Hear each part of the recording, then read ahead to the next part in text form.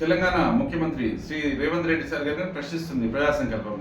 మేము నిత్యం ప్రశ్నిస్తూనే ఉన్నాం. ఆయన కూడా మీ సమాధానం లేదు. మీ సీఎంఓ కార్యాలయంలో సమాధానం ఉండదు, సిపిఆర్ఓ సమాధానం ఉండదు, ఐపీఎం సమాధానం ఉండదు. ఎందుకంటే వీళ్ళంతా మీకోసం పనిచేస్తున్నారు, ప్రజల కోసం పనిచేయట్లేదు.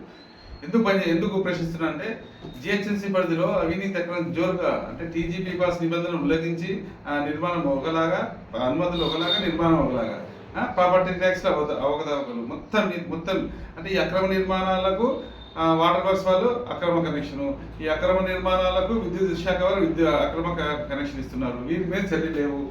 మీ కార్యాలయం సీఎంఓ కార్యాలయంలో అక్టోబర్ ఇచ్చాము, ఇంతవరకు స్పందన లేదు అంటే మీరు అన్నారు తెలంగాణ రాజ్యం గురించి ఎవరైనా తప్పుగా మాట్లాడితే ఎస్ తెలంగాణ రాజ్యం కరప్షన్లో నేను వాస్తవంతో చెప్తున్నాను. మీ కార్యాలయం ఇచ్చిన కూడా ఇంతవరకు స్పందన లేదు.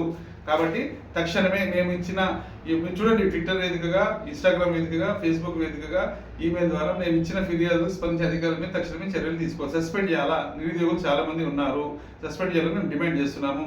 లేదంటే ఇక మీరు అన్నారు ఇప్పుడు సరే, ఇప్పుడు వాళ్ళు మిస్ వరల్డ్ పోటీ జరుగుతుంది కదా, దాని తర్వాత ప్రజల నుంచి మీకు ఒక మంచి స్పందన వస్తుంది, మీకు అప్పుడు తెలుస్తుంది. బాపట్ల కృష్ణమోహన్, ప్రజా సంకల్పం నుంచి.